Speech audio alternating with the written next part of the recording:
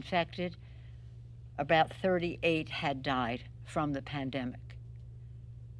Here we are a year later, as we observe that sad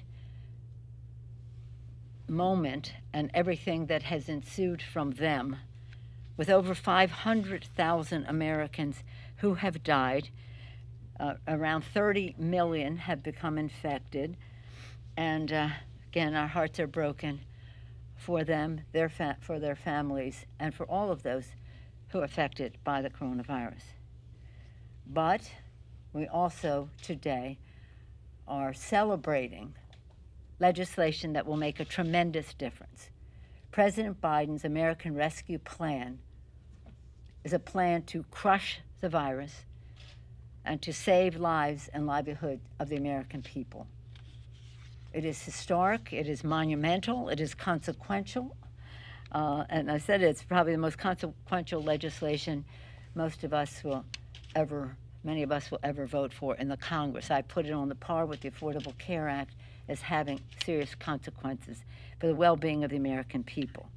The Biden plan will make an immediate difference in people's lives, injecting vaccine into their arms, money into their pockets, children going back into school safely, and people going to work safely.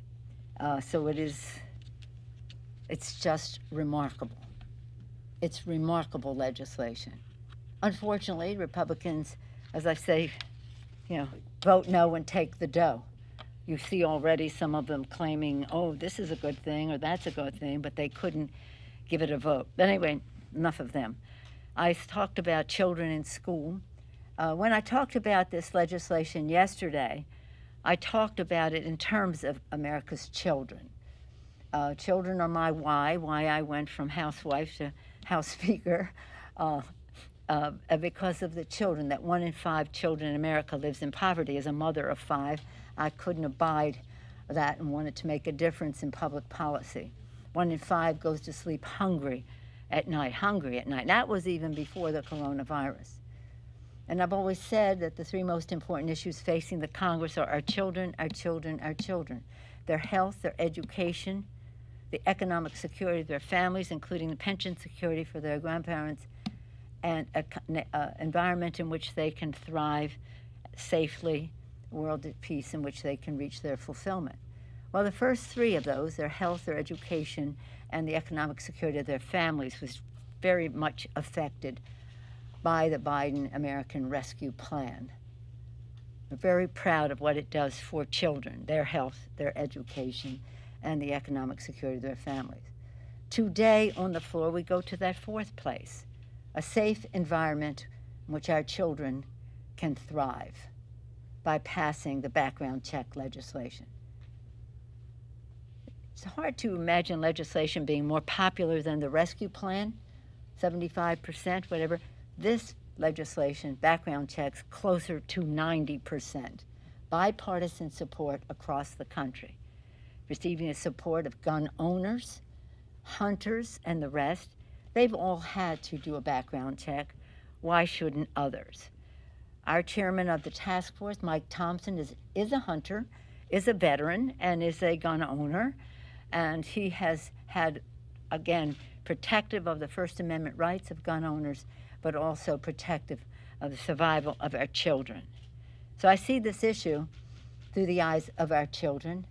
I tell my colleagues the stories when I go to like a child care center in my district several years ago. We're playing on the floor with stuff, and all of a sudden a balloon burst and the kids yell, "Drop." 4-year-old children yelling, "Drop." And that is not unusual in certain communities. What are we doing to our children? As Senator Murphy this morning in our press conference talked about what it does to the well-being of children to live in a dangerous atmosphere. And that we all know about the children in Newtown, and I thought for sure we would get gun violence prevention legislation passed then, but they said no, time and time again. Florida, Nevada, you name it, all over the country. So here we are with this legislation, and we're very optimistic that with 90% support in the public and with a public awareness, again, the drumbeat created by the people out there, the survivors of gun violence. We told them we're not resting until we get this job done. And today we're taking a giant step in that direction for the children. And as I say about these members of Congress, there's no, if you're afraid to vote for gun violence prevention because of your political survival, understand this: the political survival of none of us is more important than the survival of our children and the fear that they have of this. So, as I've said about the rescue package, how great it was.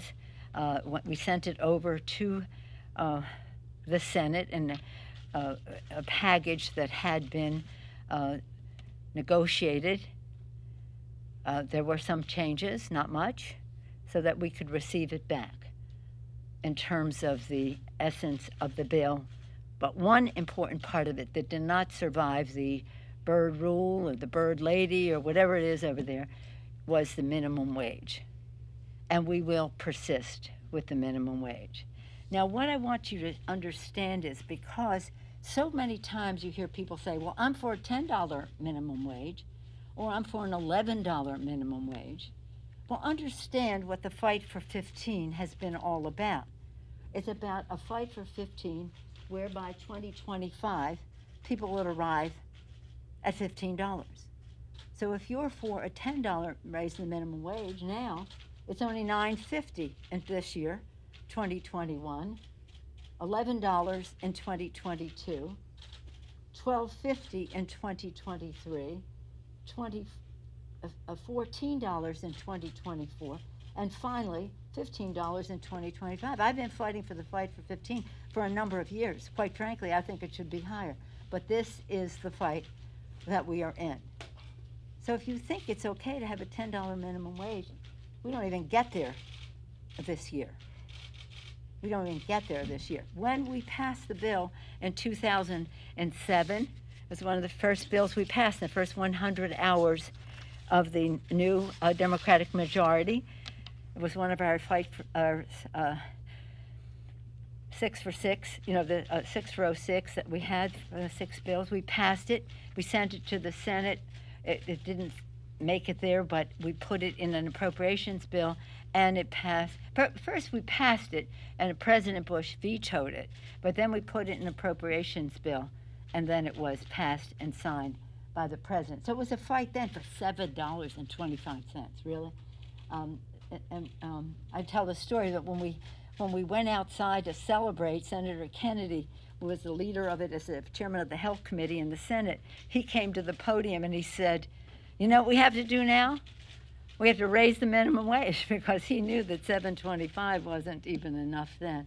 But here it is, $9.50. Can you live on $9.50? Family of 4, both parents making the minimum wage, $7.25, still under the poverty line. And by the way, a low substandard minimum wage is corporate welfare. It is subsidizing the private sector not to reward work.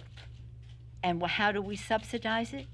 Medicaid, food assistance, housing assistance, and the rest. So the taxpayer is subsidizing the low minimum wage for the private sector.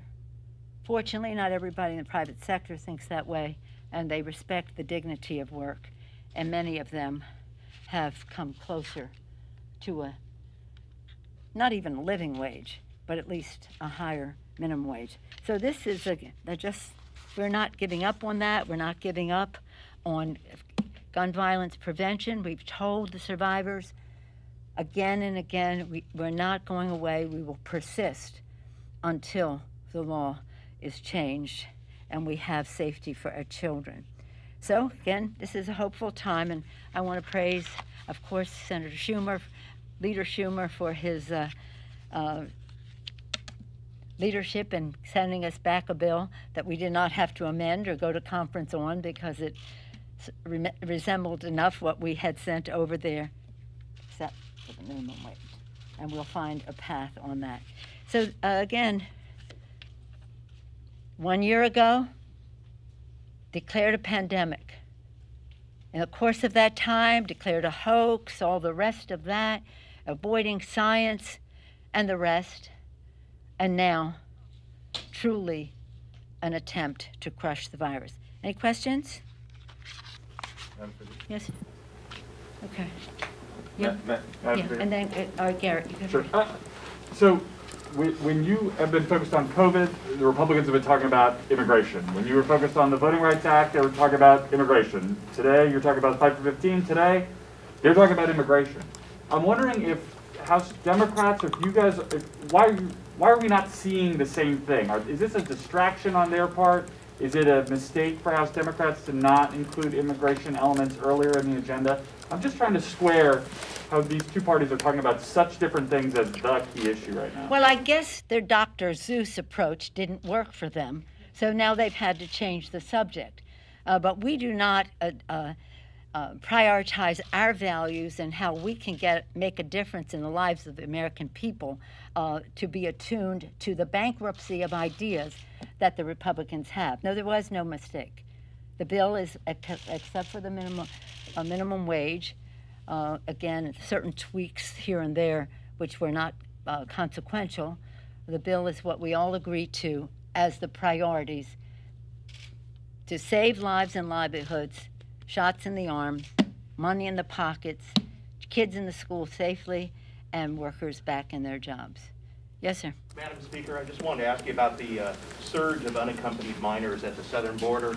The Biden administration has acknowledged that the humanitarian effort that they have may be an incentive for them to come. What would you like to see done out there? Well, I don't know. I haven't heard them say that that would be an incentive. I do think what they are doing is talking to regional governments to say, keep them home, as well as if they have a case for refugee status or asylum seekers, to have that adjudicated have those interviews happen in the country of origin. But for those who are coming, they have a humane policy about how they, as quickly as possible, and it takes time because you want to do it right, can get them situated in with family member or safe place for them to be, and it will be nothing like what we saw in the Trump administration of PBs being snatched from the arms of their parents. To me, as a mom and a grandmother, that to me is like the most vile, with stiff competition from the Trump administration, but one of the most vile things they did. So I think that I trust the Biden administration's policy to be based on humanitarian and love of children rather than political points or red meat for their Republican base. Now, let me just say one thing about asylum seekers.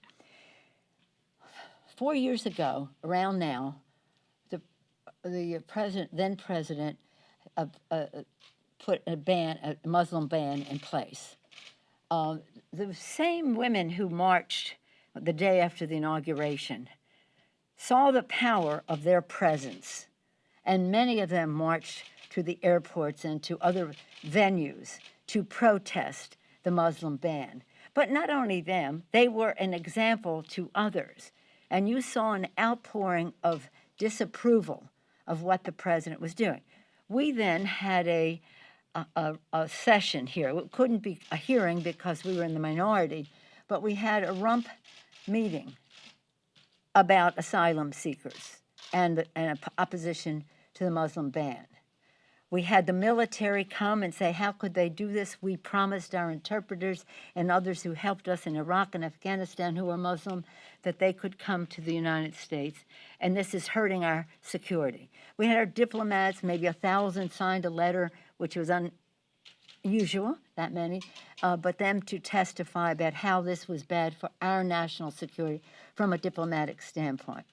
We had economists saying this is bad for our economy in terms of the intellectual resources that we were depriving our country of. But why I bring it up is we had a representative of the American Evangelicals Association, or the Association of American Evangelicals. And what he said at that meeting that I think everybody should continue to remember, because the evangelicals have been really good on immigration and on asylum seekers and refugees. He said the United States Refugee Resettlement Program is the crown jewel of American humanitarianism. And that was at a time when the administration was preparing to reduce the number that we received while encouraging other countries to take other asylum seekers. So it's a value decision that we have to make. And I think the difference between this administration and the one before is great in terms of how we meet the needs of these children, placing them as much as possible with family, but in other safe homes, and in the meantime to have a humanitarian reception for them wherever they are. It's a big. When I'll just tell you this one more thing. I took a group before COVID, so it was the last trip that I was able to take to Central America, to the Northern Triangle, Honduras, Guatemala, and El Salvador, to see what was happening there in terms of dangerous situations that people were escaping, and that was the reason why they would risk crossing a desert, because they would die if they stayed home, and their children as well. What were the economic situation? What was it that we could help them with to keep people home? Because people really genuinely do like to stay home. One of the things that was interesting on that trip was that a number of the people who were leaving for economic reasons were farmers, because the drought had caused such a severe situation in the Northern Triangle, they could no longer farm. What was arable before was no longer arable. Again, a climate issue. And so there are all kinds of ways that we can help people be successful or comfortable, at least, at home, rather than coming to the United States, but to recognize there are many reasons why they do. Some because of the dangerous situation to their lives, and we could spend all day going on chapter and verse of all the young people we met and how they feared for their lives in the communities they were in. Yes, sir.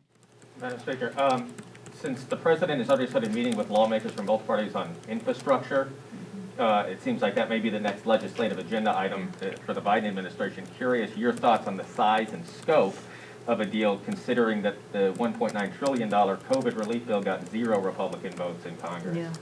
Well, I thank you for the question. It's one of my favorite subjects.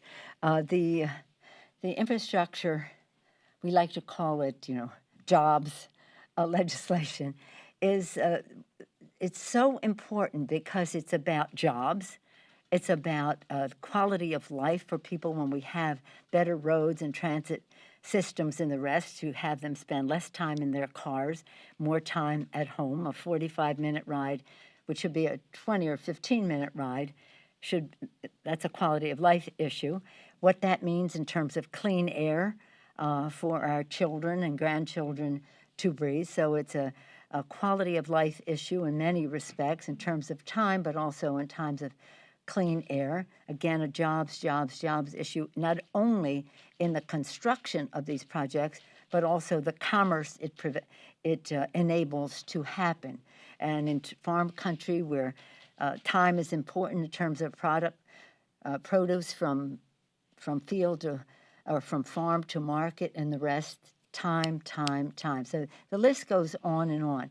And it's not just roads and bridges and mass transit and high-speed railroad. It's also about water systems. Some of the water systems that we have now are over 100 years old. I've been saying this for 10 years, so they're over 110 years old. They're made of brick and wood. We really need to address the water systems in our country. And one of my colleagues, Congresswoman Tlaib, has been on this case in terms of safe water for our children all over the country, as has Dan Kildee representing Flint, Michigan, and the rest. So it's about that, but it's also about infrastructure. We see in all of this telemedicine, distance learning, commerce through the internet, family interactions, and the rest. So that piece of infrastructure, which might not have been one we had 20 years ago, is important now. So for these and other reasons, schools, housing, all that. But remember this has always been bipartisan for us. In the years I've been in Congress, 3 decades, it's always been bipartisan. The only time they interfered with that is when President Obama presented his plan and they cut it back. But we still got something, but not as much as was needed by the American Society of Civil Engineers. We're way behind where we should be in terms of building the infrastructure. So I would hope it would, because it'll be in their districts. Again, they'll vote no and take the dough, show up at the ribbon cutting and the rest. So hopefully they will be an intellectual resource as well as to what are the priorities in their region, what has the support of the communities and the rest, and whether it's a water project or whatever infrastructure it is. It's very popular with the American people, and the problem we had, President Trump always said during the campaign, his 16 campaign, and since for a long time, he always talked about infrastructure. I didn't have a conversation with him for the first year and a half, say, that he was in office, that infrastructure was not a part of the conversation. It's just when it came time to pay for it that he stormed out the door. But we'll have to pay for some of it. We'll have to find ways to cover with fees, et cetera. That's all a discussion that has to take place now. But there's no question. The most expensive maintenance of our infrastructure is no maintenance. It only just gets worse. And so we see this as a tremendous opportunity all across America, creating jobs, promoting commerce, cleaning the air, improving quality of life. And we hope that it will be bipartisan. Madam Speaker, International Women's Week, call on a woman. Yeah, how about Yesterday, the House Administration Committee. what do you got? Thank you, Speaker Pelosi. Or the other woman. I wanted to ask you, in January, after the insurrection on the Capitol, you said that on the future security threats that was something that was in the House, that the security threats were now in the House. I'm wondering what evidence you have. I've said that has been alleged. I have never made any characterization of that. That remains for the FBI and others to investigate. What do you got, Chad? Good morning. Thank you so much. So yesterday, the House Administration Committee voted to continue its inquiry into the Iowa 2nd Congressional District here. That's right. Could you see a scenario, depending on what they find in their probe, of unseating the current member and seating Rita Hart if it came to that? You know, Chad is always the hypothetical. Could you see a scenario?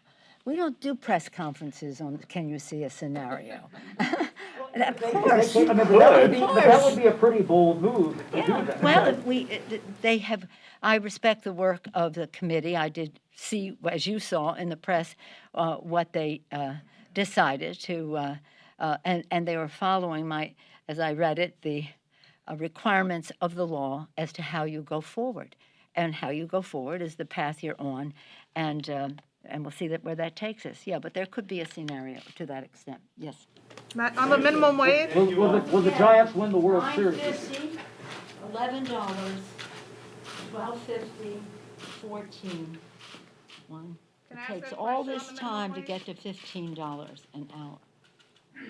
Carry this around in your head and think of how you could live on this, put food on the table, and have the dignity of your work respected. Thank you all. Thank you, ma'am.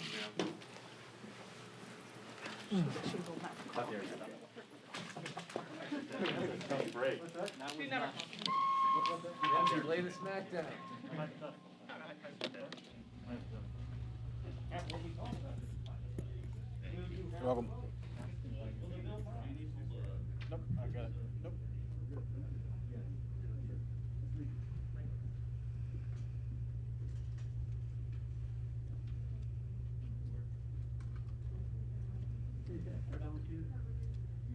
Good, thank you.